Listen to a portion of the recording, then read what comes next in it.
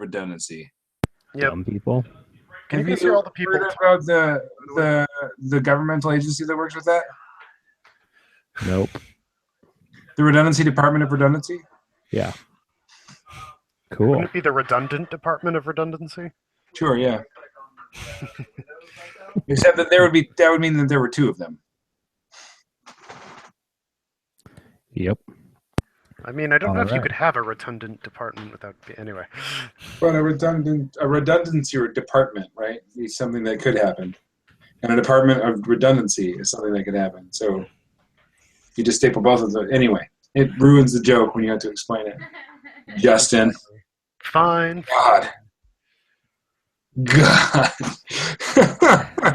Sorry.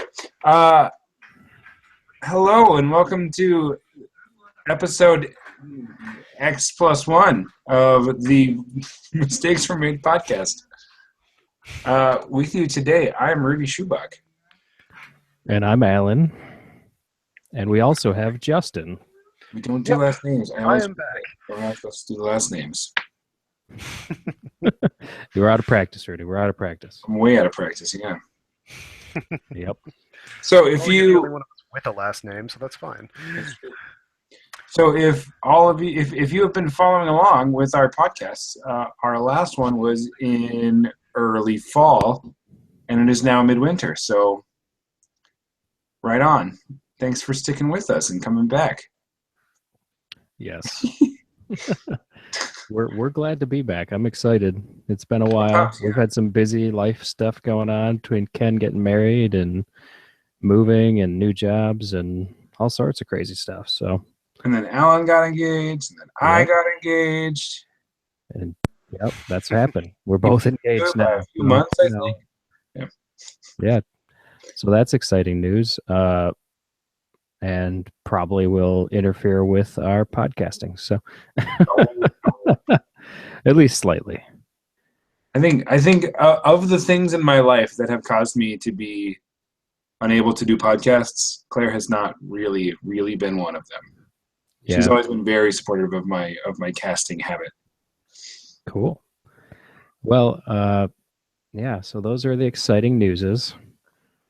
The other exciting news is The Other Side just launched today, so we'll be talking about that later. So I don't know. I bet that Cheated Fates Radio is going to beat us to it because they probably did a pre-record on theirs. Oh man, we might be able to do it. They're on a podcast network now, so they have to like jump through hoops and things. I think and do. That is true. We could probably. I could just post this right away. Because we're super indie, it might be the first podcast to do the stretch goal. So there's a stretch goal on the Other Side Kickstarter, which says if 15 podcasts mention The Other Side in their podcasts, how many times can I say podcasts? Podcasts. They will do the fluff for The Other Side in their Breach Side broadcast, which is their fluff podcast. So we're at least one, if not officially number one. And if we are officially the first podcast to do a segment on The Other Side Kickstarter, I just have to say, first. Well, we can hope. I'll edit it as quickly as possible. Ken's not here, so the editing won't be ridiculous. Oh, that's true. I remember the last time I had Rudy and Ken on a podcast together. It was forever ago, and it took me forever to edit. Why is that? You guys like to talk over each other, I think. That's true. A little bit. We get excited. It's good. I do. Yeah. So, what do you guys want to talk about? Do you want to just dive into the Kickstarter? Get going? I mean, that's what I was just watching the video. I was doing my research. My entire Portland gaming group is like calling dibs on factions already. So I'd be willing to go in, yeah. All right, let's do that then. Cool.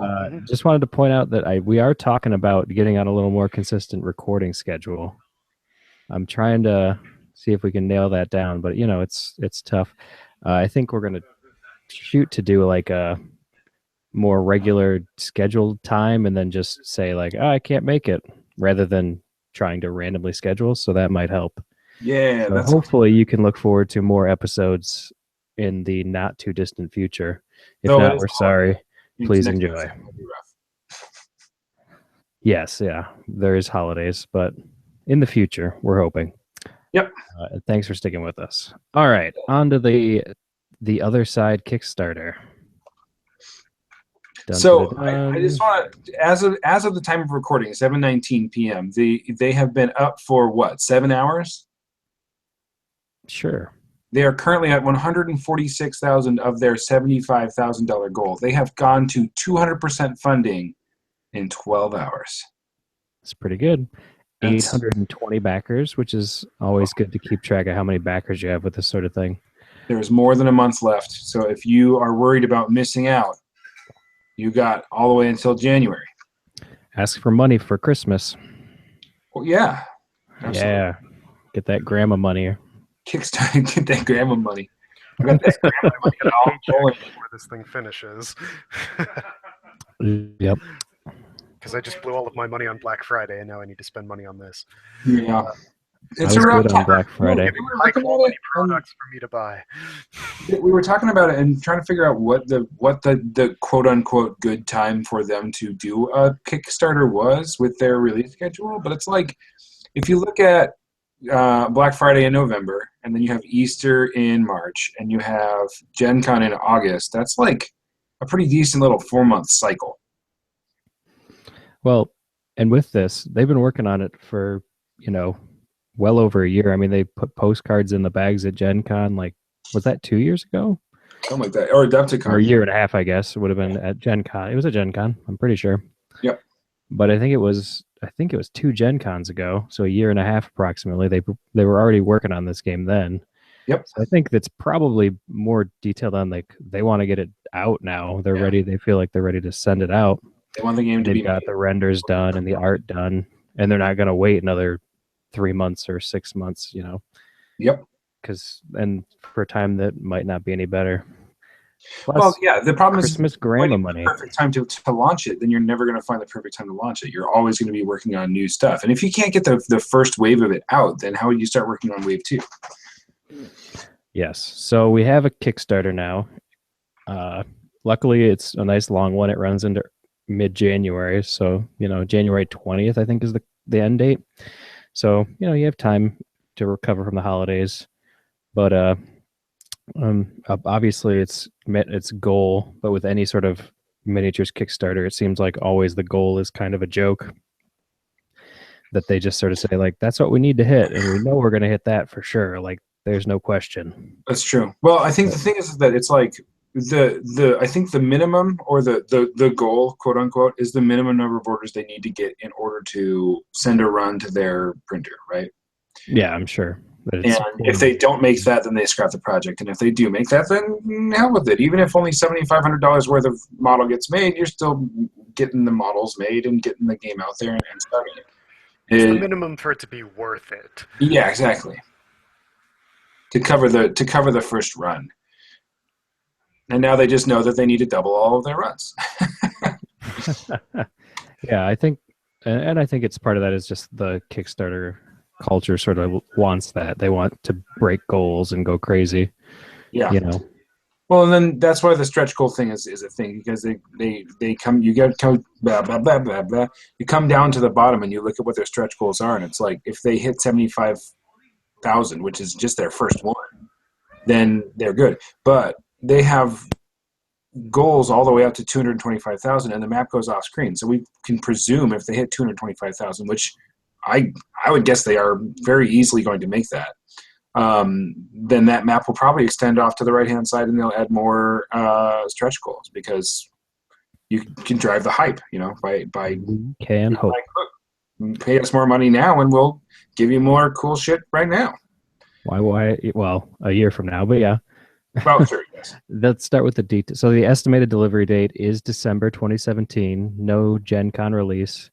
I imagine we'll see some demo tables maybe at Gen Con, but we're looking at about a year is their estimate.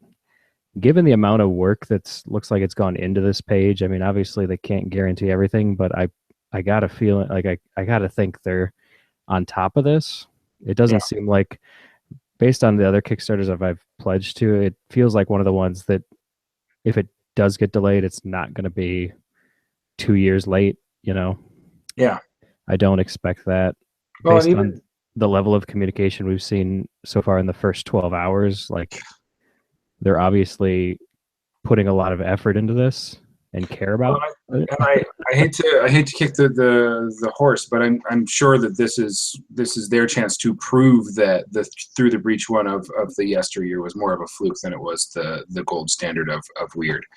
They have become an amazing publishing company, right? They're putting out lots of stuff very frequently with high quality and great customer service, and hopefully the Kickstarter will just be more of the same, of the ass kicking weird. Yeah. So, for those that don't know, if you don't follow any of this except for our podcast, you're pretty weird, but we love you. Weird with the why? Yeah, the other side is a larger scale game than Malifaux. You're looking at about 45 models per side. Right now, they have 4 factions or allegiances. They call them allegiances. Allegiances. Up on the Kickstarter for your perusing pleasure, with different core sets and big old titans. It's a much bigger scale game. You got 120 mil bases, 80 mil bases. I think the commanders are on like 50s. It looked like. If you scroll down to the video where they show you what the gameplay looks like, it shows you the models on a 4x4 board, which is only 2 feet shy of the 4x6 that they play on. And some of those Titan models are just enormous. Like, yeah, I definitely recommend looking at the gameplay video. It's a nice video. It's about 30 minutes long. They go through the rules. I mean, if you're familiar with Malifaux, it's going to seem like the card flips and duels will make sense. There are some there's tweaks, some subtle but they differences, but it's lays it out pretty well in terms of just the basic rules and how the combat works and the back and forth and the unit types. So highly recommend watching that video when you get a chance. And then those are like, I think from looking at it, that's exactly what you get in the first pledge level, or no, the second pledge level. So the first one is for the first one is $100, and for that you get a rule book which has already been upgraded to hardback. And then you get one of the starter box, which are King's Empire, Abyssinia,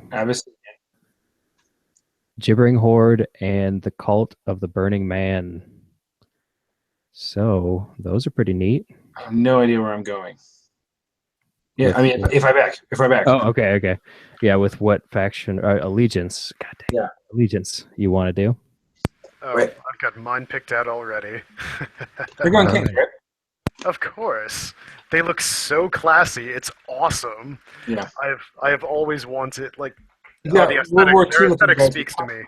Yeah, exactly. And the infiltrators look fantastic. Mm-hmm. I don't know. It's hard. Yeah. Sorry, continue, and we'll get there. We'll get there in a minute. The second one.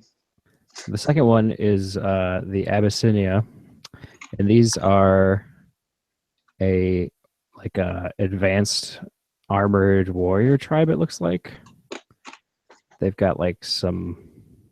Yeah, they've been. I think the story goes that they've been keeping a relatively low profile and amassing technological advances. I've seen in the comments them described as faux Wakanda. Yeah.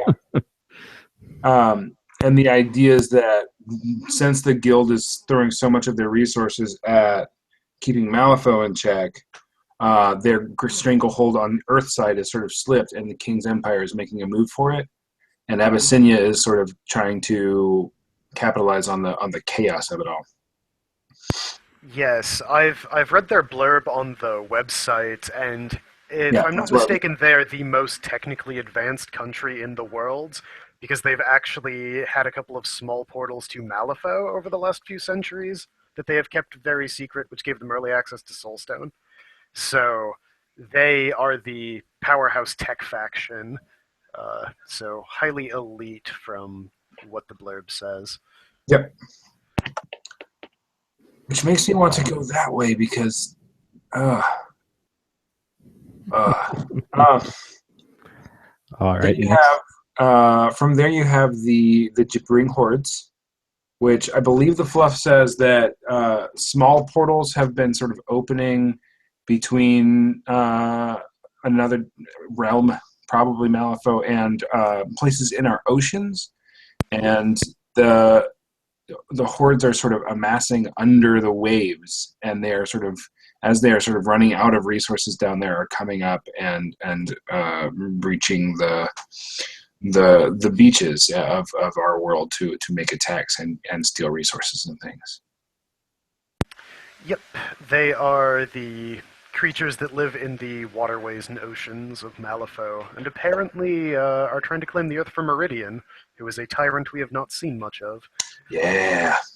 Very cool. They look kind of Zergy, or if you're in the Commander Storm Siren, sort of looks like a Naga from the World of Warcraft series, and the Striped Skulkers and the Carconi look like Zerglings and Hydralisks, to me at least. Though they're obviously sort of Lovecraftian in their initial design. I've heard. They look more like demonic lobsters and crabs, but that's what they're supposed to be, I think. I would agree, yeah. Some sort of evil shellfish. It's actually really cool. They're really dope looking, yeah. Yeah. Yeah, they have some painted ones up on there too that you can check out, and those look really nice. And their Titan looks fucking sick. Yep. Yeah. That one's the one that's been out for a while. They've been toting it around places. Yeah. It's the, what is it called? The crawler. The Alpha Crawler, yeah. And it's the one that it's been in a lot of the art all along, so good to see that one, in the flesh on the table in the gameplay video, which is really cool, all painted up. Don't tell Eric, but I think I might be going gibbering hordes. Awesome. Then last of the four, we have the Cult of the Burning Man. And these guys are, I believe the idea is that they're people who've been sort of converted by the magic coming into the world from Malifaux. I think if I were to take a guess, having played the Through the Breach game, I'm guessing that the Cult of the Burning Man are the people who are sort of being taught magic through the Whisper tradition, meaning there is some entity that is sort of whispering madness into their brains and causing them to sort of push them into servitude towards him and pull him into this world through ritual. So that would be my guess on their lore. I think the thing on the website sort of goes into that a little bit, but it's this idea that the Burning Man is this entity that is sort of charming them, I guess. Yeah, and they have some warped people and some portals, some stalking portals. So I'm really interested to see what those do. They look just like tentacles coming out of portals, and just they look pretty crazy. They also look a little Cthulhu-y, right? Yep, a little bit. It's hard to tell. Those aren't painted in the render here, so it's hard to tell. Really interesting to see those, because realistically, on the other side of that portal, it's going to be relatively flat unless the tentacles are coming out of both sides.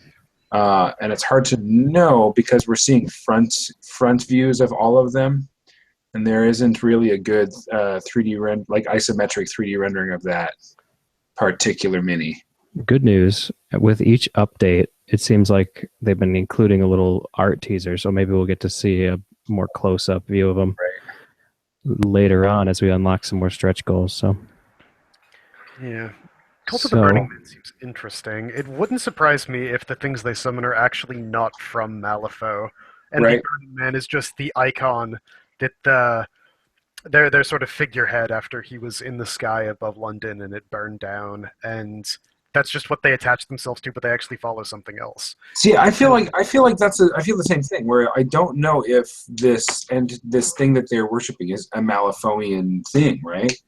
On the page, it's the cult are insane followers of the enigmatic Burning Hand. The forces of the voiceless entity are made up of monstrous aberration. Like, I mean, does the Burning Man not speak? I'm not currently super caught up with the fluff, but oh my! But they seem very interesting. Like the fact that all of that is sort of steeped in mystery, and you won't, as a burning cultist player, know what you're necessarily fighting for, and that might be one of the reasons why they dig it so much. It's the sort of mystery behind it all, right? Yep. The other cool thing about them is I feel like the page says that their tactics are very sort of hit and runny, where they're going to try and dart in, do a bunch of damage, and then run for cover. And there's a part of me that always wants to believe that that's the way I play, but the more I play games, the more I know that's not true. The way you want to play versus the way you actually play. Exactly. I care too much about all my things to really overextend, which is what you need to do on a hit and run crew. Yeah.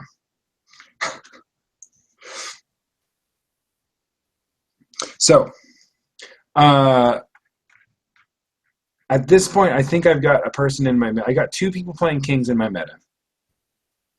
I've got a person who is saying they want to go Abyssinia, a person who is saying they want to go Colt, a person who's saying they want to go Hordes. So at this point, I've got two kings and one of everything else. So long as I'm not playing kings, we won't be totally awash with any one faction. So I'm coming down between Abyssinia and Hordes at this point. Very cool. And Justin, you're sold on the King's Empire. Right now, I'm definitely leaning King's Empire. I haven't sold on it, but like, I'm really liking Edmonton. I'm really liking the Hand of the King Titan. It's a dope-ass robot. Yeah. I've always liked uniform appearances, but yeah. I could see myself shifting, though, to something else as more stuff gets revealed and we see some more stuff, so... Like, I don't know, their stretch goals say that there are the last two that are in this, or two of the ones are Empire Dragoons, which will be another set of King's Empire models, and Urazi, which I have no idea who the Urazi belong to. I mean, yeah. It sounds like maybe Abyssinia. Yeah, that's what I was going to say, but I'm not sure, you know. Based on the rest of the Abyssinia models, which are called... Crow Runners and Mahal Safari. Yeah, no, I think it's probably an Abyssinia. Well, we will see hopefully soon enough. Yeah. The other, so this is the $99 pledge level, gets you the rule book and a box, like a starter box, which comes with a Fate deck, basically everything you would need to play the game, it seems like, at a small level. Yeah, it includes a commander and two fire teams of each of the sort of small squads, where you get, for, say, the Abyssinians, you get a unit of Crow Runners and 2 units of Mahal Safari. For the King's Army, you got 2 units of Rifle Corps and 1 unit of Infiltrators, like two of the light infantry and 1 of the sort of more specialized infantry. Yep. So you get what is that? 9 times 3 is 28 plus the commander. So. Or 27. So you get the commander. So 28 total, which isn't bad. I mean, with the rule book, I'm thinking that most people are going to go for the next level up, though. Probably, where you end up getting the Titan in additionally. Yeah. Which is a good deal. So the next one up is don't forget the rule book, Rudy.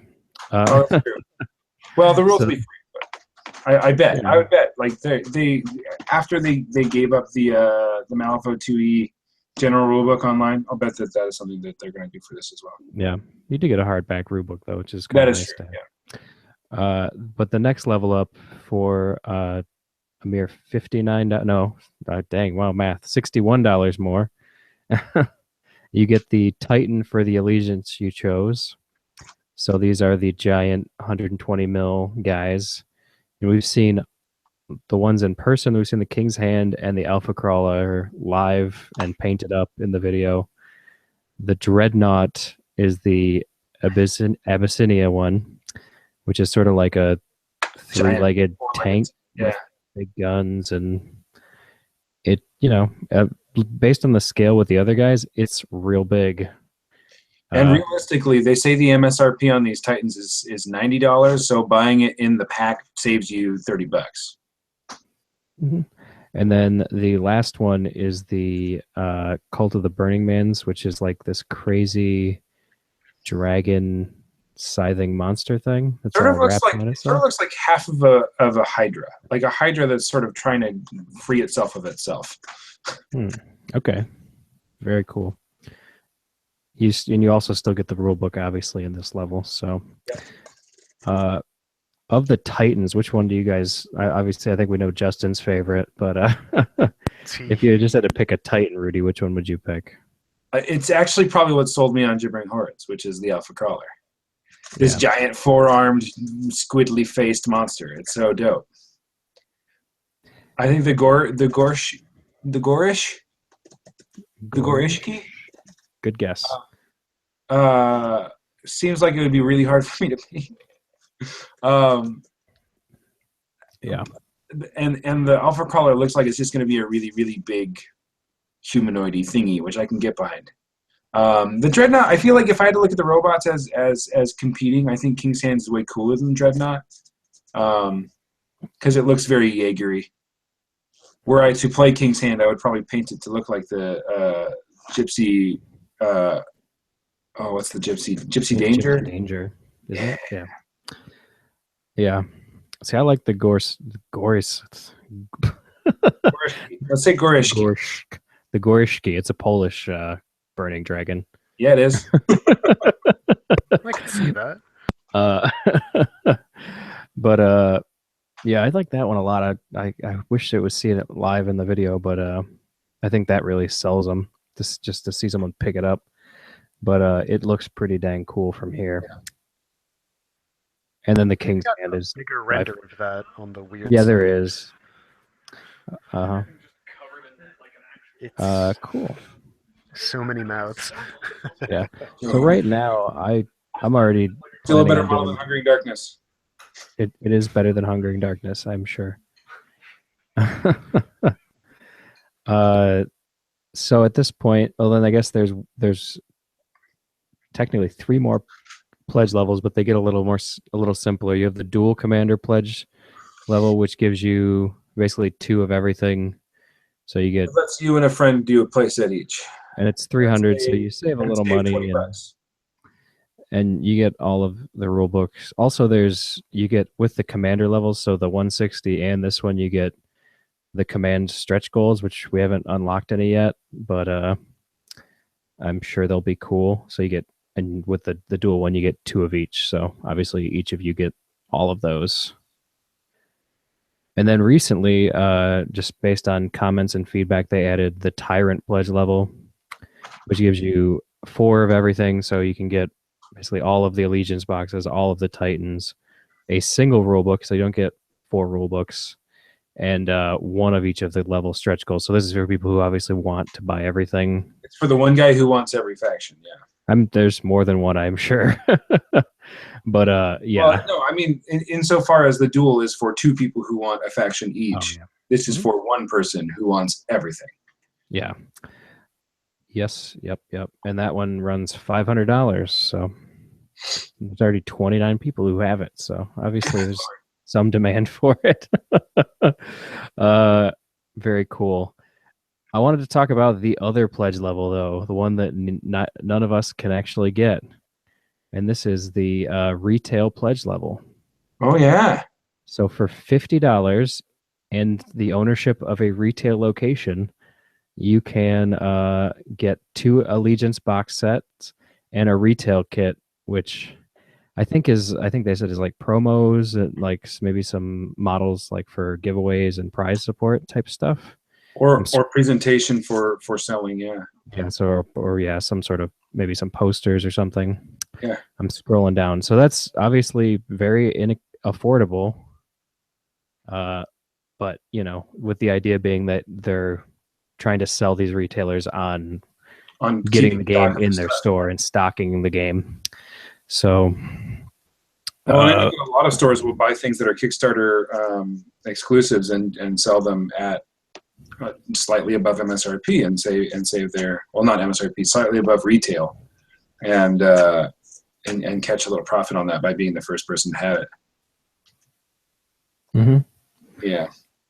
I think an important thing to note here is that they're deviating from their standard manufacturing process a little bit with these models. Actually, I wanted to just talk about the retail pledge a little more first. Okay, if that's all right. So I think it's pretty cool that they're doing this.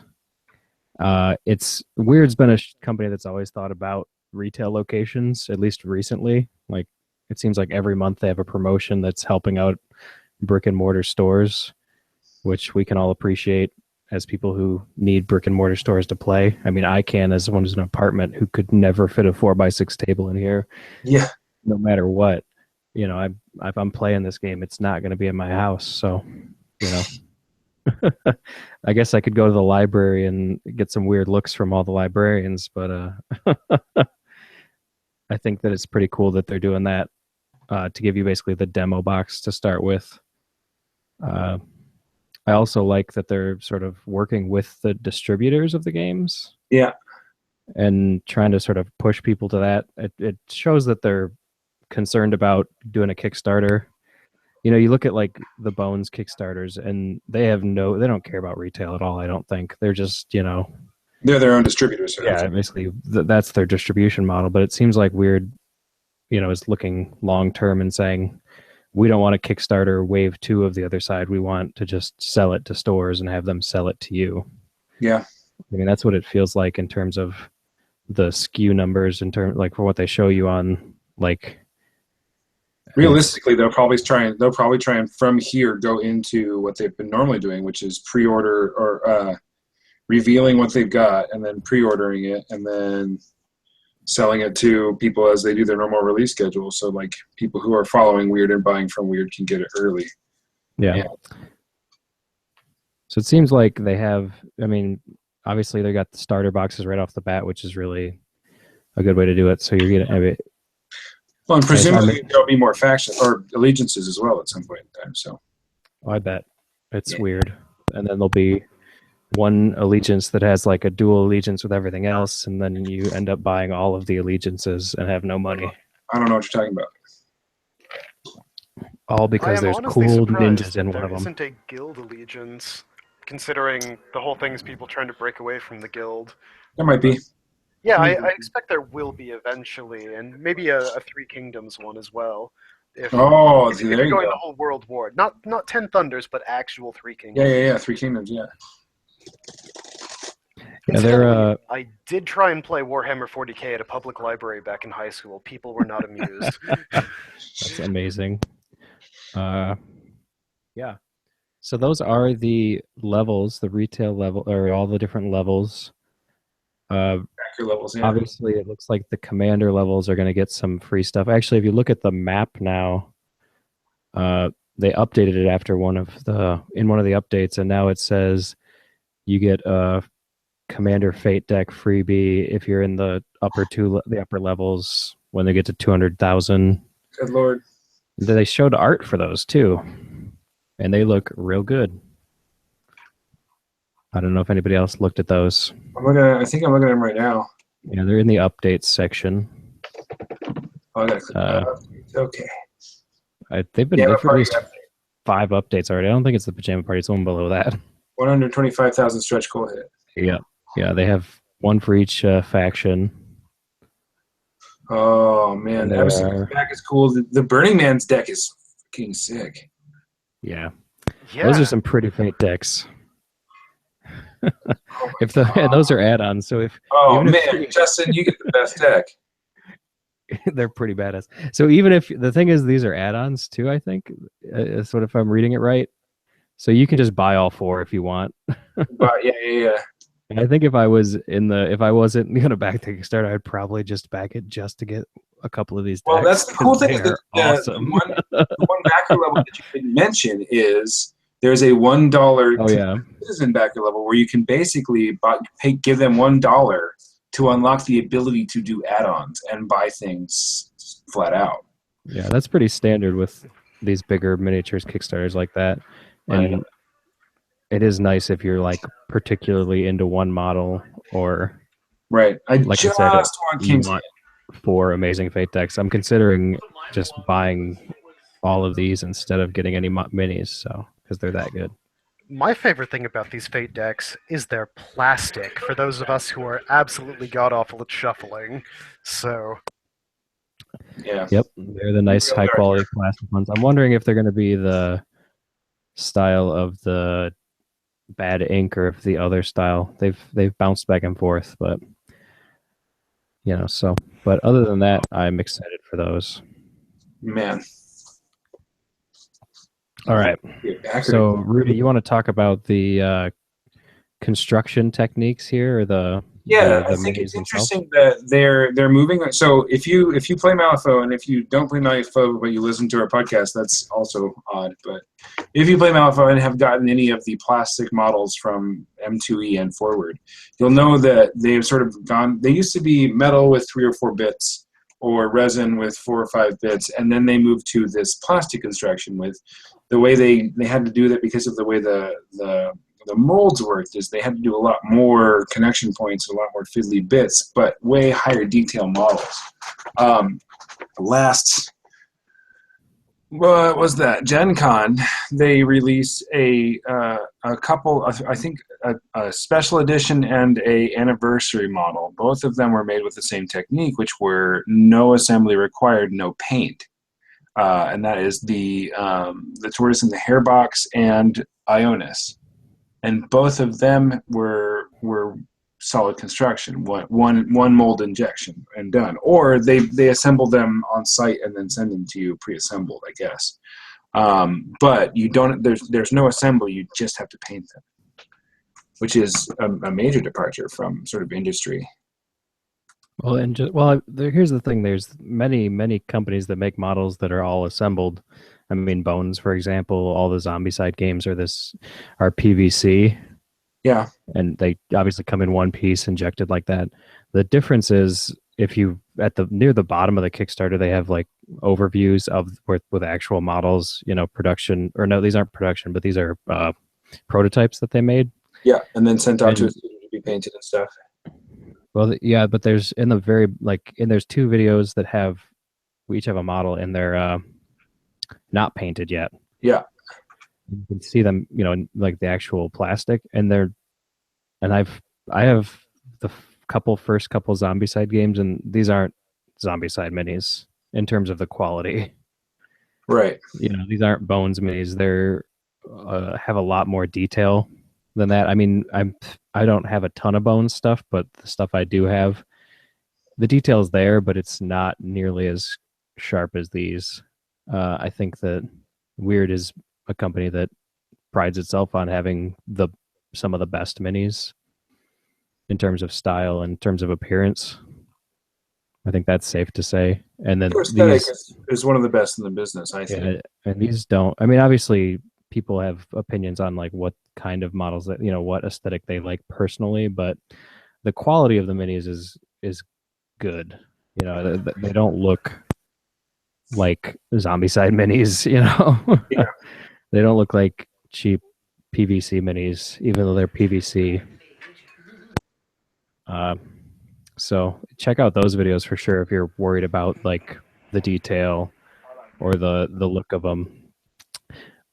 I'm, as someone who really doesn't mind assembling models, I don't really care either way at this point. The thing that I'm interested, like, these come on bases already. Yeah. So obviously you can't make your own bases or do like crazy bases. There's gonna be a lot of decorating bases. As someone who's not a super like talented all the time painter, I'm curious about like trying to get clean bases and model separation and stuff when it's all assembled already.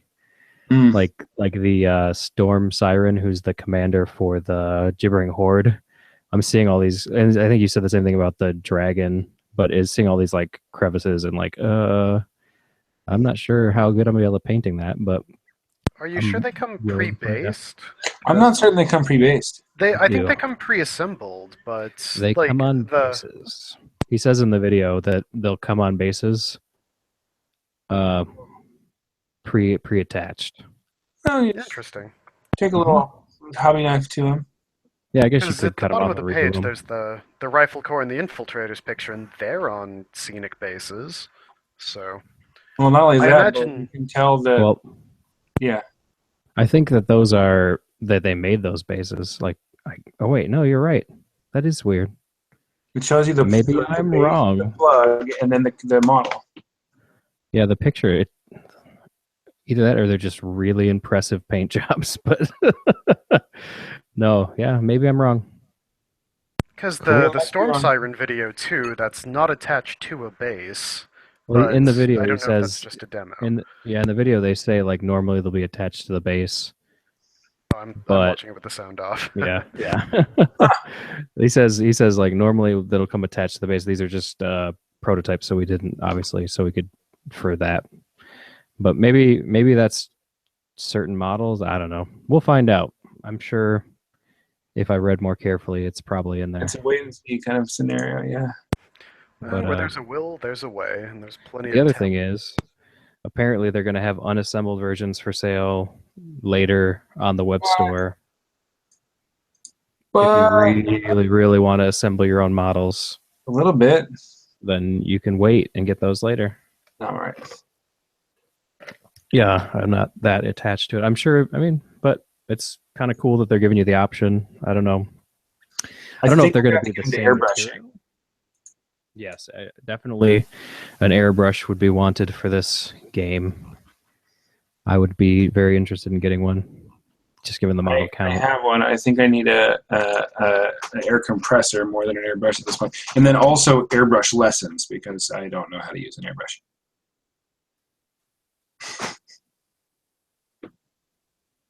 Well, it'll be a good opportunity to learn. True. Yeah. Maybe I'll try and paint my Hungering Darkness with it to practice. Yeah, do some practicing. A model you can't ruin. Right? Nothing I'm going to do to that model is going to make it any worse. Oh! Sorry, I really do hate that model, though. Who doesn't? Anyway, so the other side Kickstarter, like I said, is up and running. As of right now, we are very, very close to the next stretch goal, which is cool. I'm scrolling down to see what it is. Right? Trying to catch up. I'm looking at all the things. It is a long Kickstarter page. Online, all backer strat cards are upgraded. So they were saying that it's going to be like fancy alternate plastic. Yeah, I'll bet they'll be like the limited edition cards that we're getting from Alpha right now, and so a backer gets those ones sort of included in their package, and the regular ones will go online. That's what it sounds like. Hopefully, that'd be pretty cool. We need to talk after this. I love the fact. I was just looking, while we've been talking about this, the Kickstarter's gone up $2,000, so... Nice. So the other cool thing I like about that is I do like the free online stat cards. Some people are saying like that shouldn't be a stretch goal, but they actually, that's one thing that originally it wasn't. And the Alpha cards haven't been free online ever. Yeah, well, originally they weren't upgrading the backer stat cards. They were just, this goal was just free online cards. People said like, that seems kind of lame. Like, we're going to have regular cards. Why do we need free online ones? You know? Right. That's a good point. The fact and that the Weird listened to that and they changed it. And now we get fancy alt ones. So that's cool. That is cool. And then the free online ones are great because I lose my cards all the time. So I'm really happy about that because I'm terrible at organizing my cards. That's good then. Mm-hmm. For you, I don't know if I every now and then I'm afraid I've lost a model, and then I realize that I pulled it out of my bag already, and it's on the table. Are you afraid you lost Tannen? No, Brutal Effigy actually. Oh, okay. I was like, man, I know I didn't take him out of my bag because why would I for anything? And save to play him. And I can't seem to find him. Justin, come up with my bag and see if you can find my brutal. Oh no, never mind. He's right here. Don't worry about it. All right. It's very embarrassing. Yeah. The real problem is I'm gonna have to find space in my bag for a full other side thing, which means I'm gonna have to pare down what I'm running for. No, I'm just not. I'm gonna need a bag. I'm gonna need new foam. Ugh. Make sure you have that on your Christmas list for next year. New foam? New bag, new foam. Yeah. Yep. Start doing be required. That's smart. Yeah, lugging more than one game around at a time, especially against Malifaux, which is entirely about versatility in models. Yeah. Seems like a poor decision. Well, my problem is that I play Thunders, which means I have stuff from every faction in my bag at all points in time. Mm-hmm. I need to simplify. I think what I need to do is play Jacob Lynch and Asami, and that is all. No Mayfang? Problem with Mei Fang is then I'd start bringing Gremlins. Wait. I'm surprised he didn't go with no Lucas McCabe because he's often been my go-to for try-hard mode. Yeah, I suppose. I just think Mayfang is more fun. She's all right. She's pretty good, but Rail Walk is so fun. To move away from the other side for a moment, I think I may have perfected my Jacob Lynch 10 Thunders crew. Cool. All right, back to the other side. Back to the Did you want to say more about your... What was that, Justin? Jacob Lynch. It's just going one side to the other and back again. It's like ping pong. Right. My old Jacob Lynch crew was 2 Thunder's Brothers, 2 Illuminated, Graves, Lone Swordsman, Huggy, Jacob. That sounds pretty good. It's been solid. It's won me a lot of games. And then I received Yasunori, and I realized that Yasunori has a 0 action, lets him stack the first 3 cards of the deck, which is really great for ace fishing.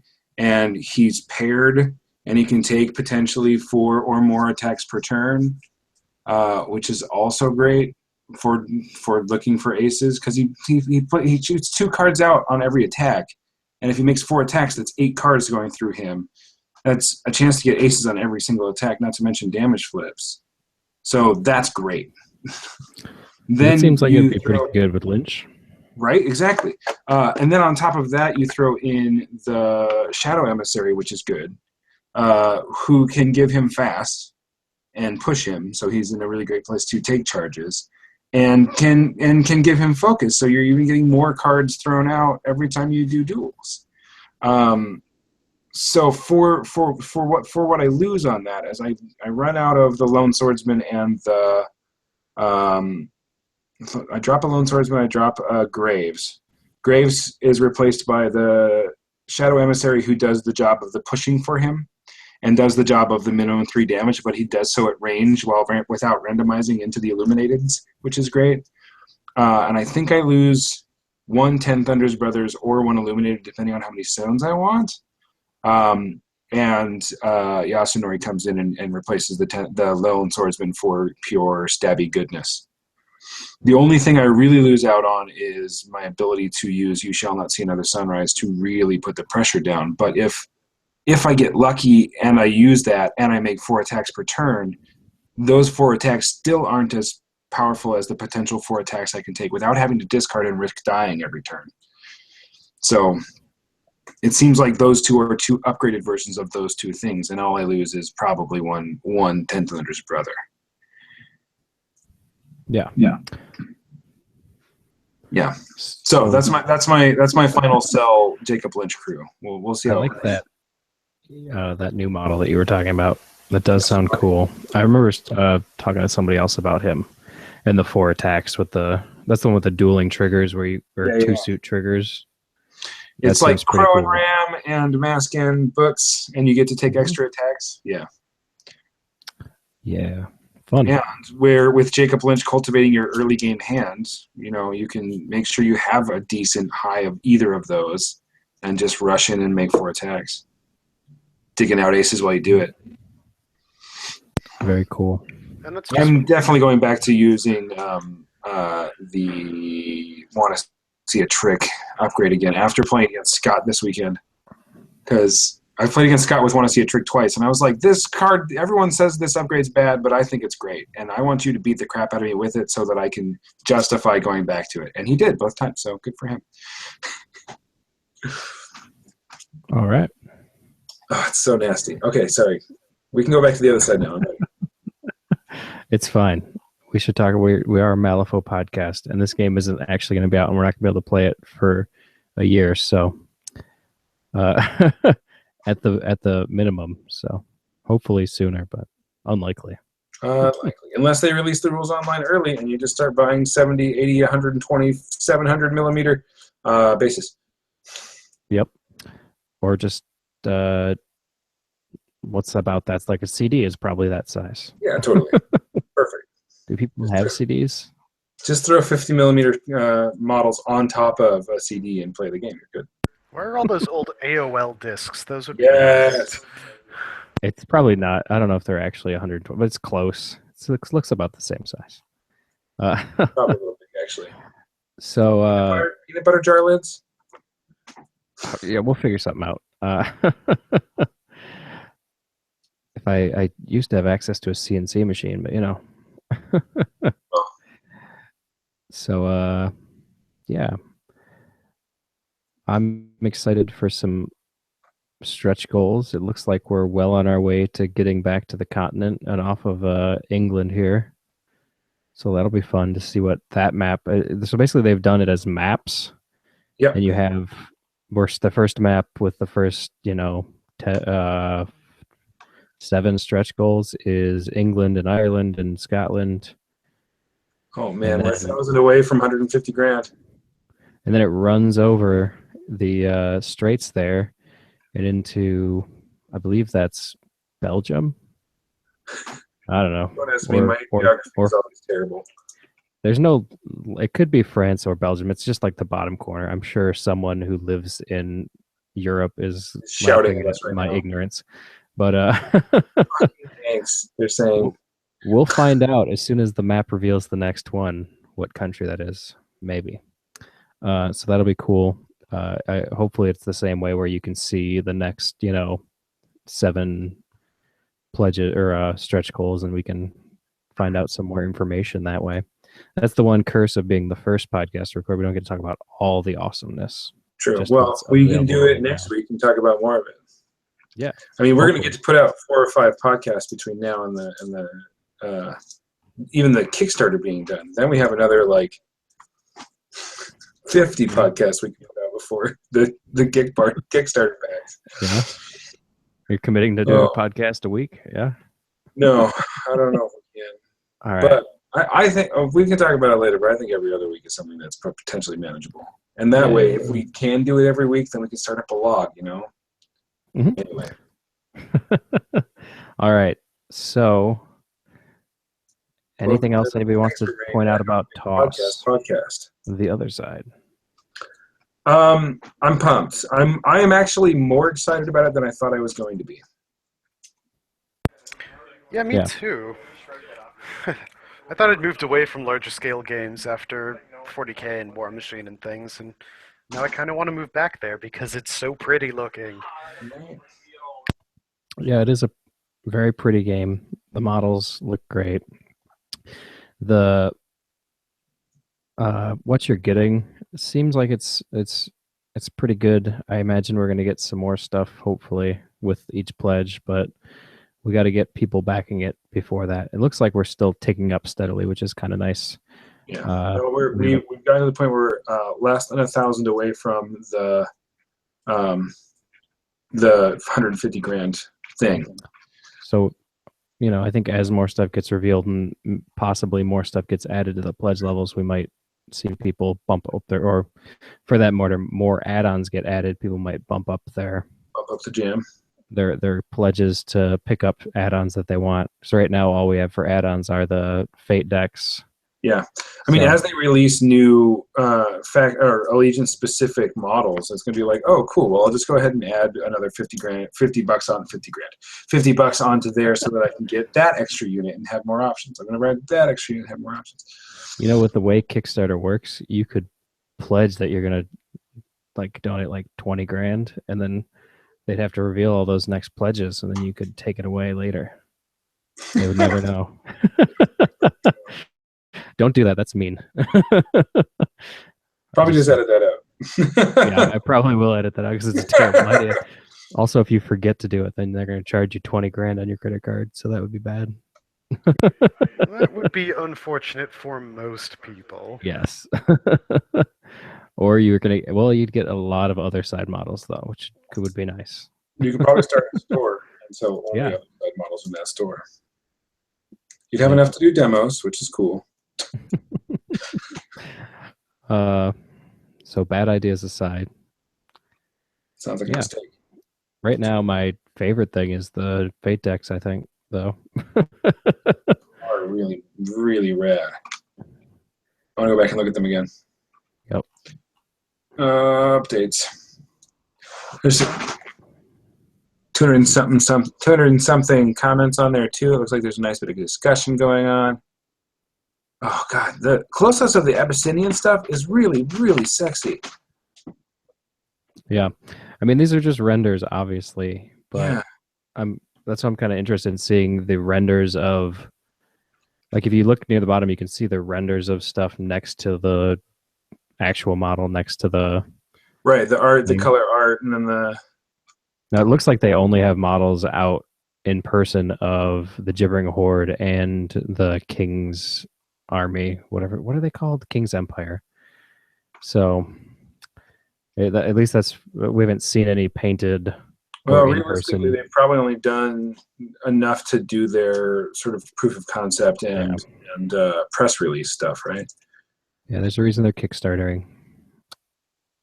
But you can see they have these nice little posters that are the line art, the color art, the 3D render, and then the final model of a lot of the stuff that's in the video. And so that's nice to see. Yeah, man, it's going to be tough coming down between the Horde and Abyssinia. It's going to be tough. Yep. Well, hopefully something comes in later and it sways you. That's what I'm waiting for. Yeah. Waiting for we got time. We can. I don't have to choose right now. Yeah, you don't even have to choose probably until, at least a couple weeks after. Yeah. I mean, they're using backer kits, so you basically pledge your money and pick your pledge level, and then at the end you get to pick all your goodies. So based on how much money you put in. So, you don't have to decide right now. That's why I haven't yet. You also get a measuring tape with your pledge, so that's cool. More value. Yeah, I do like how they're starting with the starter boxes. I imagine those are are going to be retail packaged. Yeah. So you can that's a lot easier for a store to sell, obviously, than buy a commander on an individual sprue, then buy. Well, what do I need to start this game? Well, you're going to want to buy a commander, or maybe two, depending. You're going to want to buy a couple of boxes of stocking portals. You're going to want to buy a box of the warped. You may want to buy. Yeah, especially if the rules are free online. You're looking at like 125, I think, is the starter box MSRP. That's like the approximate guess they're putting out, obviously. Yeah. But that's going to get you everything you need to start playing. I mean, obviously you're going to want more stuff later, but very cool. Did I see a dual faction card? No, that is dual faction. What? So it looks like in the opening video where they're doing the renders, there's and it's after the table with some models on it, and there's the cards coming up, infiltrators. Give me a timestamp. 250. Okay. So this is the video right at the beginning? Yeah, this is just the top one. All right, we're gonna run this 250, huh? gibbering horde. Yeah, there's Yeah. cards for like Oh, infiltrators, okay. something okay. If you Yeah, look in the there's- bottom left corner, that looks like dual faction Abyssinia Empire, doesn't it? I'm waiting for it. I'm at 228. Though, oh my gosh, the Wow. power armor at 240. You're That right. might be enough to get me to stay in Abyssinia, man. Did you see the girl with the chainsaw or the buzzsaw hand? Yes, that's the one I was just talking about. Oh yeah, that. If The listeners, buzzsaw if hand you're listening to and the this, slug you launcher should probably go watch this video because it's really good. I skipped this video when I was backing because I was more interested in the gameplay video, and I never actually watched it. It looks like Empire Abyssinia, yeah. Yeah, so there'll be dual faction models, so you can, because that model was really cool. That I'm like, oh, I can't get. Wait, it's blue also. Lisa Okoye. Uh, I'm trying to catch the name of the model as it's coming out, but I can't quite pause fast enough. Oh, and it's blurry. Of course it is. Okoye. It's got the crown yeah, they are. It's got Urazi. Remember how you were talking about how the Urazi were probably Abyssinias? They're not. They're gibbering hordes. What? Cool. Yeah, so watch videos. There's all sorts of models that aren't in the Kickstarter yet. So what is that? What is what? What is what? Describe The what you the crazy lady with the giant gun right before. exactly, that's who I was talking about. What? The Wait, one with the she's buzzsaw hand and the big shotgun over her shoulder? no. Oh, She has the no one with the buzzsaw. burningness and the like in the overalls and shit. Yeah, with the lamps on her back and the giant afro. And there is a render of the Echiaki, whatever the hell that thing's name is. A 3D overview of the Goreshki, let's say. Ian is going to go to town on me in chat. No. So yeah, I need to go either Abyssinia or King's Empire now, just so I can have that mini. I want to go Abyssinia because of that freaking buzzsaw hand lady. This is going to be dangerous as they The reveal more slug throw on the stuff. shoulder is so dope. Mm-hmm. It's going to be very dangerous. Oh my god. Pose. It's funny as I can imagine using something like that for a role-playing game model Right? too, since they're detachable from the bigger base. Right? Mhm. All right, show me more. Okay, infiltrators, fake decks, good. We're into it. Other side, great. Oh no, that's the end of the video. Oh, we'll have to come back and talk more later. Those renders in that video were real good, though. Yeah. I'm glad Justin pointed out to me because I didn't even think to watch that video. I was like, that's going to be boring. I want to watch the good stuff. Nope. There's some flying, gibbering horde dudes. Crap, guys. Yeah. I always said that I liked Malifaux because I could get away with having 7 models or 10 models at mode, maybe 12 if I'm running something silly on the board at any given time. I may have been lying to myself. Quantity has a quality all its own. Yep. I like Wow. that crazy flamethrower lady is amazing. I'm just waiting for the artillery piece that's hiding in the back of the King's Empire picture, where you can get a howitzer, it looks like. Oh, I so hope you can get a howitzer. Okay, so everyone go pledge so we can unlock all these awesome stretch goals. So we've gone up another like 2,000 while we've been talking about this. So $200 away from $200 away, yeah, 150. All right, we're gonna publish our podcast, and it's gonna like quadruple because of all the publicity we're gonna give them. So It's true. 'cause I'm sure everyone who listens They're to going to let us podcast- count as 2 podcasts because we did such a long segment on them, I'm sure. Nice. I don't know if that's true. Well, I'm not too worried about it. I think we can figure something out. I mean, you can do a free SoundCloud account and just make a podcast and publish it. What would our if we were to start a second podcast, not a Malifaux podcast? What could we do to put another podcast in the Mistakes Were Made Empire? I'm telling you, a brewery podcast. Right. No, but I'm saying we're doing. going to make a podcast that's about through the other side. Okay. If we're gonna do a second named cast that's about the other side. Yeah. If we're leaving Mistakes Were Made as a Malifaux podcast. I mean, I don't. It's mistakes were made goes either way. I know the tagline is a Malifaux podcast, but it's not like we could change our tagline to a Weird Games podcast, but that's pretty lame. We probably shouldn't do that. I agree. We love the tagline. We just become mistakes were made. A podcast. And then it gets real confusing. Well, we could do pretty much anything at that point because people make mistakes all the time. And actually, Mistakes Were Made, a beer and brewery podcast, makes a ton of sense thematically. It's going to be weird for our audiences, though, as they cross. It's going to get real confusing when you have one episode that's about. Okay. So our beer podcast can be called Brewed Awakenings. That's pretty good. Which is I'm going to have to edit that out and write that down. Just call the other side one Poor Life Choices or something. We can name. Okay, so the other side can be called Huge Mistake. Yeah, huge mistakes. Because it's a large scale game. It's perfect. Yeah. Big mistakes. Or you could call it Titanic Mistakes because they're a Titans. It's a unit Titan. Yeah. Or Titanic Failure. Oh, even better. Oh, we can't call it a failure until after it's made lots of money on Kickstarter. It would hurt Aaron's feelings, I'm sure. Well, it's gonna become like we'll have to change the paradigm. It'll be a Titanic success now. Well, it's already doubled its goal almost, so I'm not terribly worried about it. They're most of the way through their stretch goals, and it's day one. It's day 1.5. That dotted line's rolling off the map there, man. I was hoping when I saw it, I was like, "Oh, I really hope it flips over and we can see the next one before we record." But we had plenty to talk about. If I pledge $160 right now, it will flip over into $150K. I'm sure they're not there to change Justin, it right now. What if you contributed $300 right now? What if you? Do you want to go halfsies? That's what I'm thinking.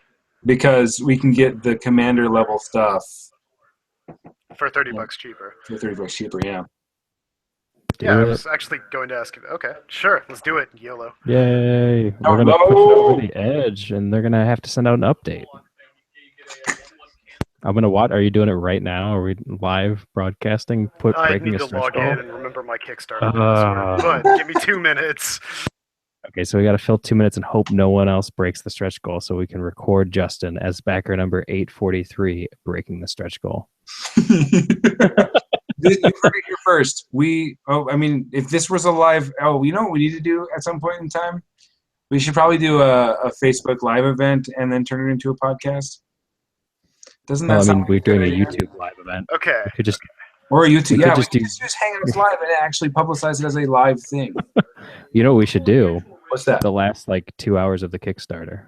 Yeah. That would be fun. We should do that. Great fun. All right, I'm going to edit that out because we're definitely going to do that. Sweet. And okay, so I remembered it. I'm logged in and boom, pledged. And the internet tells me they're not over 150. Hold on, let me try again. Oh, okay, now I'm putting in my card information, which I'm not going to narrate. Just read that out loud to us, then. I mean, Alan can edit that out. He might not, but he could edit that out. Need to go find my wallet. Be right back. Oh my goodness. Oh God. No. Oh God. What if I just went? You just did it real quick. I already have a pledge. I just have to change it. What did you get in at? 160? Yeah, I did at the 160. Yep. Nice. I thought about reaching out to some people. I might change it later, but right now, that's what I'm comfortable in terms of financially putting in, and you get plenty of stuff. And I'm more than happy to wait to get everything and more stuff later. So yeah. Okay. Doesn't have bad news. It already clicked over, man. No, it didn't. I'm teasing. Come on, Alan. Killing me here. But somebody else just backed it for $1 though, so that's exciting. Oh snap!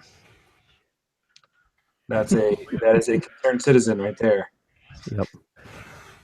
No. You want someone who wants some fate decks. Yep. I'm telling you, if I didn't have any money, then I was like, I only have $20. That's what I'd pledge for. Although those, I assume, will be retail eventually. The 150 is the 150 goal is what again? Stat cards available online, and backer stat cards are upgraded. Okay. Because in a perfect world, they have all these stretch goals and things. Oh, where it is! Boom! Oh, there it is! And also, other people did it because we're at 600 over. So we don't know if you put us over, but whatever. Unless you pledged $600, Jesus. No, I didn't. I should have pledged 3. Scrolling down, and it does not show that 150 is unlocked, but that's fine. Yeah, it doesn't do it instantly. Cool, someone at Weird has to go and do it. No, I think that was the joke about the pajama party thing, is somebody's just up doing that. Oh, dude, these shirts that they're... Oh, my God. The British are coming. The Horde, the Gibbering Horde shirt is so good. Watch the world burn. I like that one a lot. Those are all rad shirts. The British are coming. Dope. Yeah, those are cool. It seems like they're very engaged with this, which is nice, and they're like replying to comments. I forget Lindsay, I think her name is, who's replied to a bunch early on. Has been funny. She's got little fun things that are like about the breach, and it's nice. It's nice to see them actually like actively engaging it, and they've already had a bunch of updates. And Aaron's update here says, "What have you got? My boss can't come up with a good idea, so it'd be awesome to show him up. So I'm excited to see all your ideas when I wake up in the morning." Yep. Oh, Aaron's a funny guy. It's going to be a busy month for them. Yeah. Oh, yeah. In a good way, though.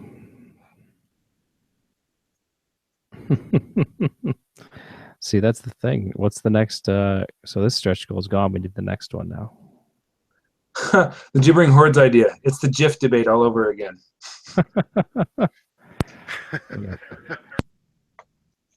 Which means they're...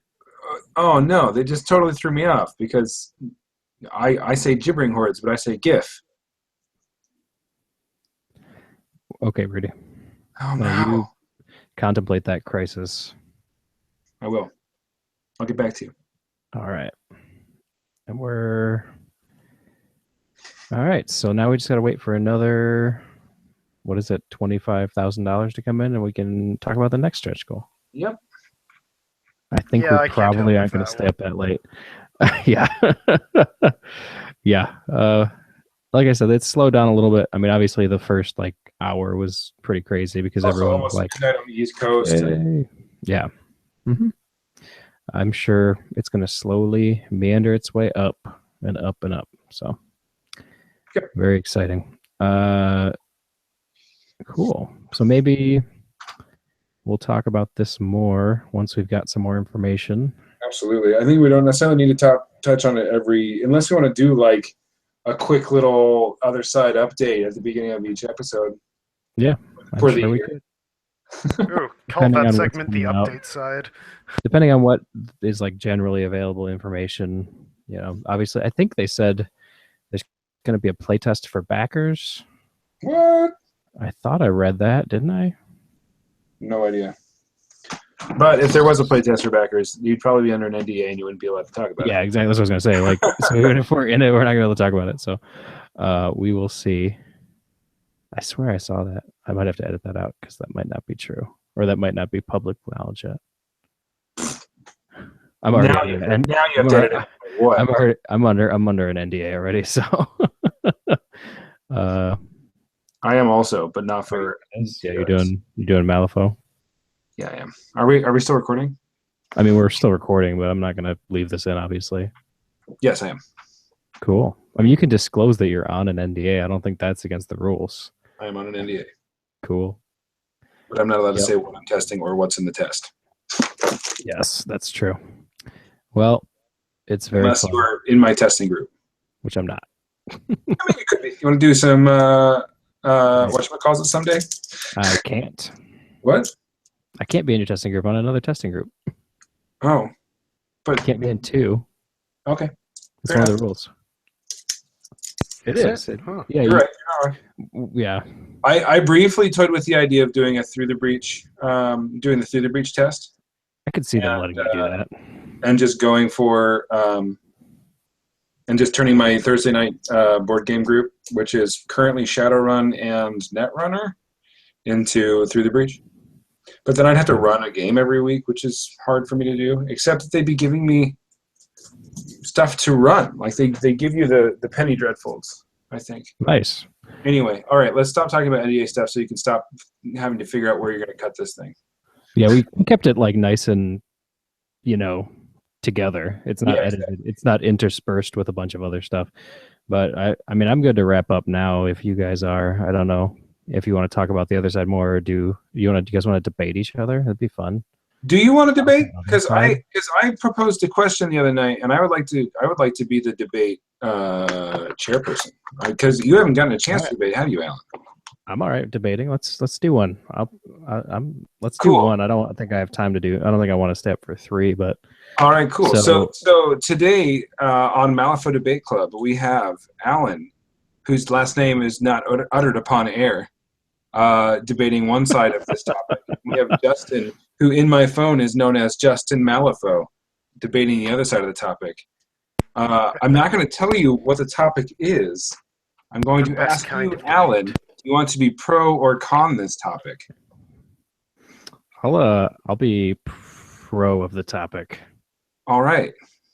Then, Alan, you get to go first on the topic of, should we continue to have the flip for turn 6 rule?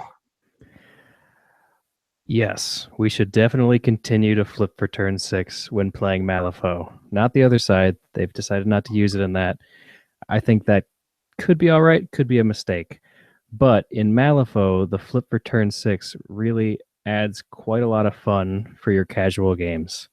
In tournaments, I can see where it could be annoying. You're trying to finish up a game. It can swing the game one way or the other, but it is random. It's not like one player gets to determine that completely.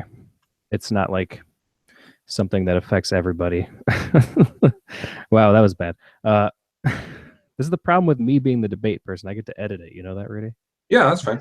Right. All right. So the reason I like the flip for turn 6 is that it can really add a lot of random fun to your game night. You can be playing a game. It's a ridiculous game. You're having a great time. You're laughing. You're having fun, and you get to the end, and it's end of turn 5, and you got to start packing up your models and going home. But no, you don't. You flipped a card. You get another turn. More ridiculous stuff happens. Gameplay changes. Everyone's having fun. It's like the end of like a really happy sitcom, and everyone just turns the camera and laughs. It's great. That's why we should keep the flip for turn 6. All right, Justin, would you like to have your intro into why we should not have turn 6 anymore? I play Terra. I do. That's why I gave Nolan the choice of the topic. So the issue with turn 6, or randomly determining whether you go to turn 6, is, as you mentioned, how variable and swingy it can be. There are a good many games that ought to be locked down at the end of turn 5, but you can pull a upset, or you can pull an upset victory out of that, which, yeah, in casual games it's good, but in a tournament setting you shouldn't have to throw the dice that way to win your game or count on winning your game, especially if it's a little is it codified in GG 2016 or anything whether or not there is turn 6, or is that just left up to the TO? At this point I believe it's left up to the TO. That's what I've thought. So having it more formally codified, or just not having flipping for turn 6, at least in a competitive setting, would alleviate some possible points of confusion where it's like, oh, I didn't think we were playing to turn 6, and then you flip for turn 6 and you lose the game. So, and there even in a lot of casual games, people don't do that. So they just end at turn 5. That's true. We ready for back and forth? Sorry, I'm jumping on your line, Rudy. Absolutely, Alan. Do you want to rebut to his opening statements? I would like to do that. I would like to point out that one of the best things about flipping for turn 6 is when you're losing the game and it's turn 5, it gives you something to do. You get to look at your models and say, okay, I know I can't win at this turn, but how can I set myself up when I get that flip to win the game? It adds some strategy for the person who's behind in the game. You're not, just sort of like, oh, there's no way. You're like, well, if I flip for turn 6 and I get to do that and that, then maybe I can pull this out and get my points. I can tighten up the differential and make my tournament score better. It gives you that opportunity. I definitely think it should be up to the TO's discretion whether or not they use it. I don't have a problem with that. TO's the boss. And it's important to make sure it's clear that you are going to turn 6 or not, and that comes up with timings and everything too. But it is a lot of fun to get that planning on turn 5 when you would normally just be like, yeah, let's just shake hands because I know it's over. Justin, would you like to rebut to Alan's opening statement? Yes, yeah. So, yeah, but going to turn 6 often favors whoever is losing, because if you're winning with 10 points, then you've scored all your points, and at that point you are probably not playing for turn 6, and the fact that it's not a dice roll, but a card flip for an additional turn to give your opponent a chance to win the game. I mean, Malifaux is entirely based on card flips, and bad things do happen, but you get tighter play if you just go to turn 5 and call it there, I would say. Okay, so at this point we have the idea of turn 6 coming down to either are we adding an element of chaos and potential upset to the game, or are we striving for clean play with solid stratagems that have a pre-codified ending point?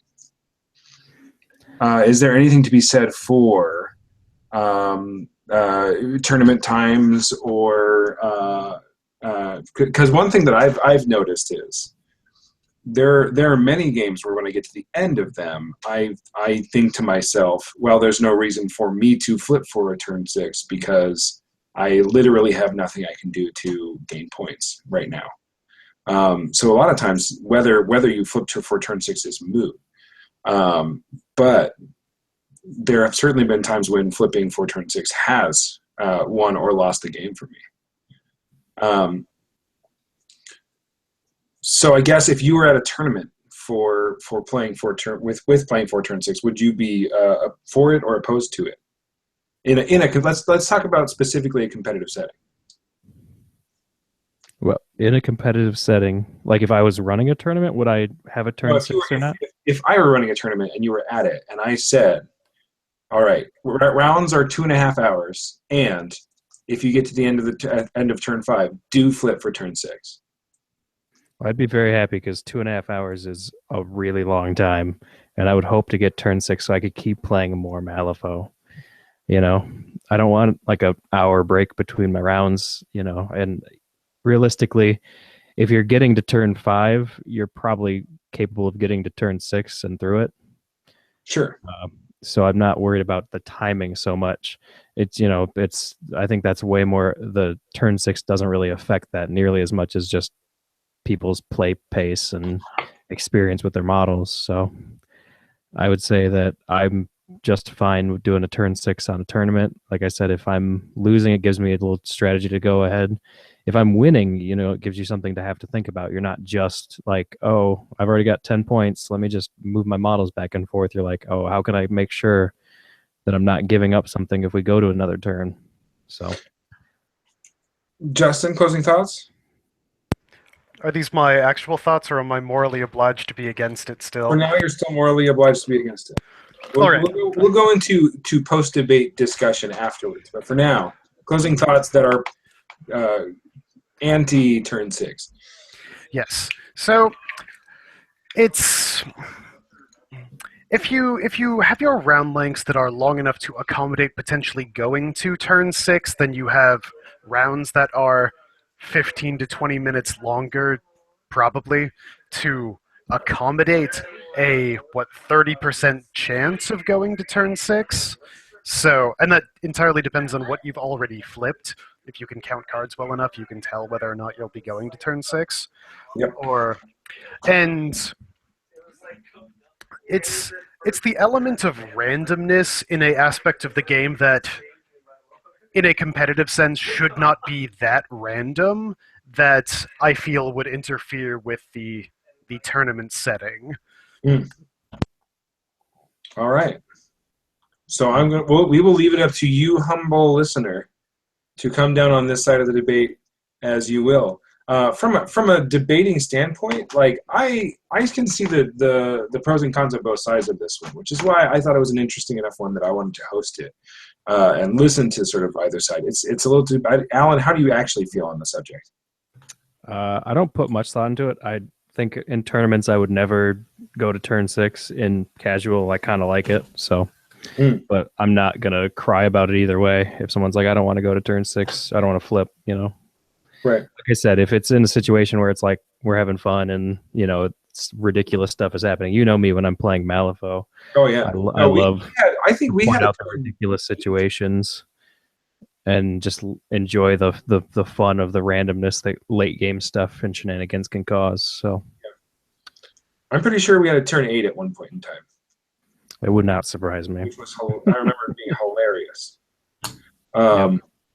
I also remember being mostly dead at that point in time, but being like, all right, no, whatever. Yeah. No, we flipped to turn 8. We're going to go. We both have one Kruligan left or something. It's turn 8.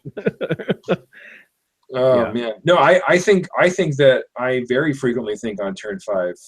And this is probably because I learned from Fedit's Trumpet and Jeff that you should always be prepared to capitalize on a turn 6 if you can, because you never know when you're going to get it. And if you get it and you're in a position where the game continues, you'll be better off for it, right? So planning for an eventuality of a turn 6 is sometimes the best thing you can do.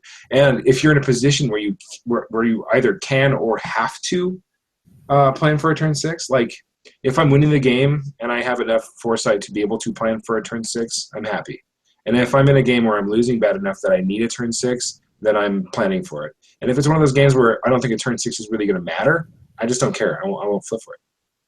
Usually it won't. I know it won't matter enough to actually flip for it. And how do you? Okay, so Justin, how do you really feel about turn 6? He loves it. So personally, yeah, I love turn 6. What I would like to see with turn 6 is it actually be more consistent, like a 50% chance, which might actually make Terra's stutter time ability to essentially force either a turn or not a turn much more tactical and interesting, and maybe actually worth a soul stone, because right now it's 4 out of 4, 8, 12, 6 out of 4.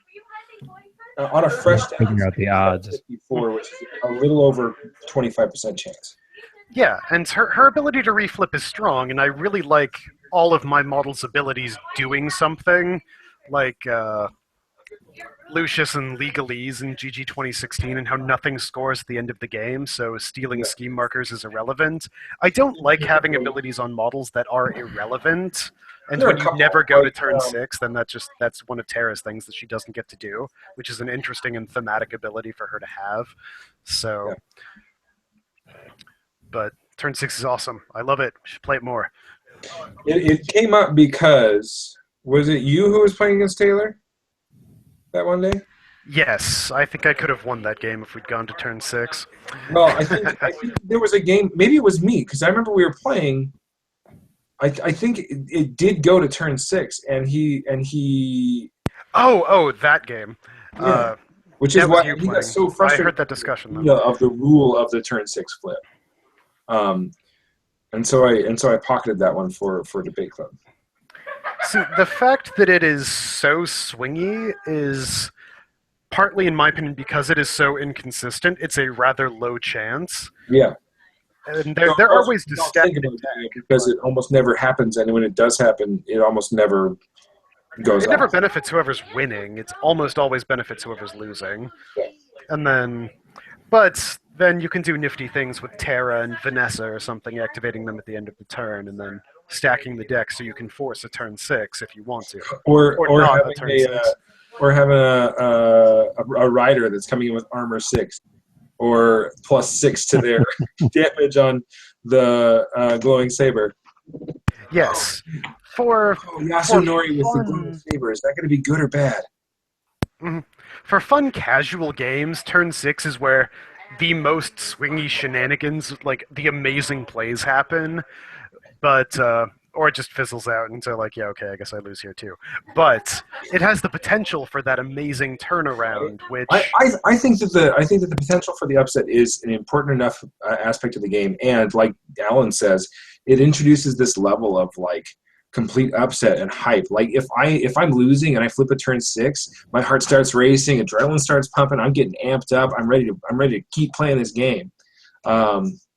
And we're laughing and we're having a good time like 80% of the time, right? And even if I come back and get a chance to win the game and still lose, I'll still have that extra 10 minutes or whatever it is of pure malifaux enjoyment. And I think it's such an important part of, even if it's just casual, right? I think it's such an important part of the sort of narrative of the game that like this fight isn't over. We're still in this. Come on, face me. That I like it. I'm into the. Yeah, All right. Malifaux is such a narrative-driven game. I would love to see turn 6 on like an 8 or a 9 instead of the. Is it 10 or 11? I don't remember. It's 10 up. It's 10 up on the first flip. It's 11 up on the second flip. Like turn 6 is 10 up. Turn 7 is 11 up. Turn 8 is 12 up. Turn 9 is 13 up, and turn 12 is only red joker. Yeah. So, quick question here. So, are you sad that there's not this in the other side? I don't know. The problem is I haven't played it. Yeah, I guess it's hard to say without actually having played it. Because it'll come down to how often. I'm pretty sure I just broke my NDA though, because I'm pretty sure that. Yeah, we won't talk about it. Oh god, I'm gonna have to edit this podcast like a lot. We are out of practice. Yeah. Anyway, I need the rules of this game to be published online. Well, we hit that. Stat cards are available for free at some point. Yeah, I know. I imagine at some point they're gonna put out like at least like a rule primer. So at that point we'll be able to talk about the rules a little bit, which will be good. Mm-hmm. Let's see here. But until then, I gotta make sure I edit this a lot. They still do not show that the 150K is unlocked. We are now at $151,500. Yay! Jeez. Keep giving them money. You have until Friday, January 20th at 6 p.m. Central Time, 7 Eastern. So everybody give the weird money so we can see France and Belgium. Yep, make it to the continent. All right. You know what would make me lose my mind is if one of the like $500,000 stretch goals is another faction. That would be cool. I would die. Yes, that would be a hype, a pretty big hype thing if they added The another map is faction, just I a think. trail all the way to the Three Kingdoms or something. I feel like that would get some attention from people. Yes. And a lot of chatter. It would generate a lot of chatter. So the other thing is, along with the monetary stretch goals, they do have the podcast stretch goal, which we're hoping to be assisting with shortly. And then they also have ones if you'd like and retweet their posts about it. So make sure you check those out. I think it unlocks like patches and t-shirts. So more fun stuff. The t-shirts that are on the most recent update, the Pajama Party update, look really good. It'd be nice to have them. I mean, patches are patches. We need 5,000 Facebook likes and or Twitter retweets for backer patches, which have been unlocked. Oh, it has? Yeah.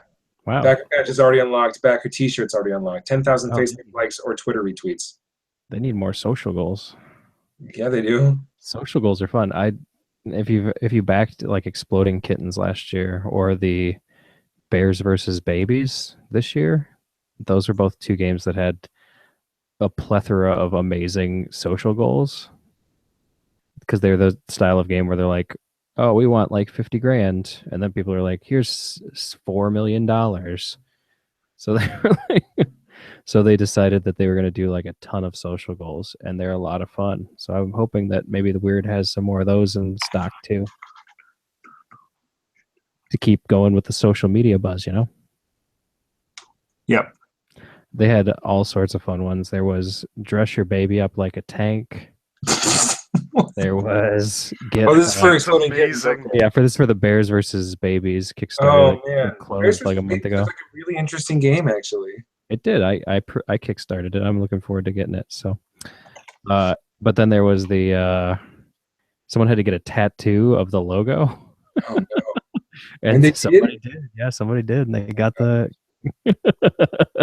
It's pretty epic. So we'll have to, hopefully Weird will get some new ones out there, because those are a fun way to keep the hype going and sort of rolling. But yeah, The next Get a social tattoo stretch goal of is the someone needs to have a tattoo of the Burning Man on their back. I'll just. That was the thing. They didn't. It wasn't like it has to be a giant tattoo. It's just a small one, but and you can get it wherever. But you have to do it if you want that stretch goal unlocked. How badass was the stretch goal? The way that it worked is they had like there was it was like a scavenger hunt where there was like 40 different things, social goals. Yeah. And like as you checked off more, you unlocked certain It was like things. a bingo card. Yeah, basically, yeah. Where you had to, so I don't remember what the reward for doing like all of them was. I think it upgraded the game box or something. Oh yeah, I think it made it so the game box is covered in fur. Covered in It's, fur? not like real fur, faux fur, I'm sure, but Oh yeah, for sure. I don't know, for getting a tattoo, I might want real fur. with Oh, every something single hard. game box. The person who got the tattoo gets real fur. Everyone else gets faux fur. Yes, exactly. That's you got to think like that's a lot of fur, man. I don't know how many Human people they hair off actually. the developer's back. How many people actually backed it? Yeah, they had 85,000 backers, so and raised $3.2 million. So yeah, that's a lot of fur. But yeah, their social goals are really cool, and I'm glad that Weird did them, and I hope they do some more. So yeah, we're 1/15 of the Twitter backer or the podcast backer goal. You're welcome. Yeah. Flipping Jokers, where you at? Arcane Reservoir, where you at? I'm calling you out. I guess I did see on it looked like on a Weird Place that they were going to record an episode, so good. That sounded pretty cool. Man, I keep coming back to that model with the lady with the gun and the buzzsaw hand and just the hype, man. Yeah, I can't wait to see some of these new models get revealed later on. That's really going to determine stuff. Oh man, I think the chick with the light bulbs is a railgun.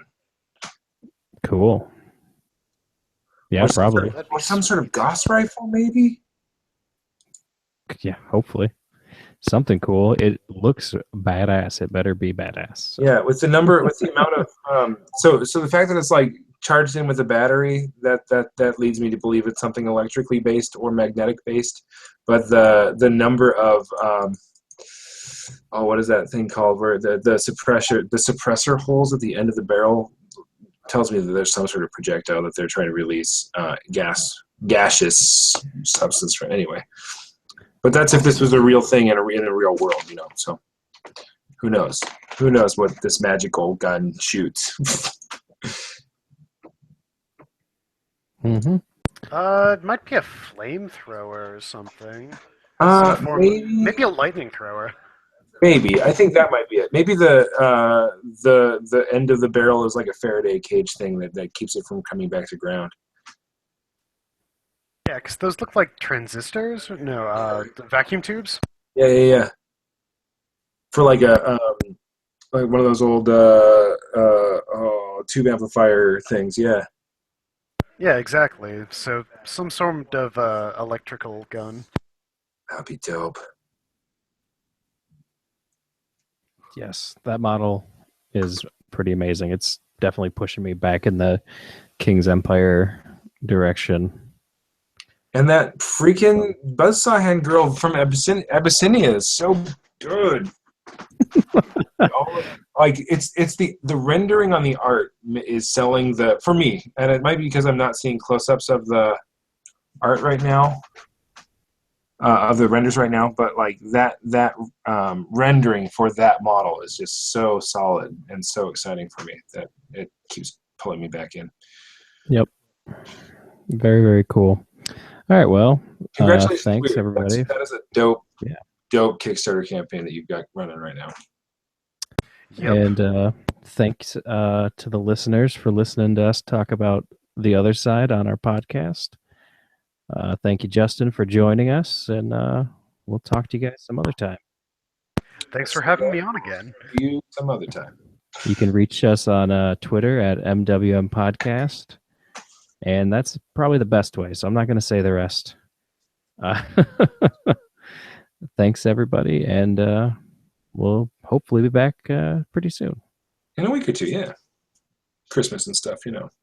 We'll figure something out. We should talk to Joe about getting on the drunk episode if it hasn't already happened. I'm sure it hasn't. Nice. All right. Recording paused. Eject cassette. Oh, I haven't stopped the actual hangout either.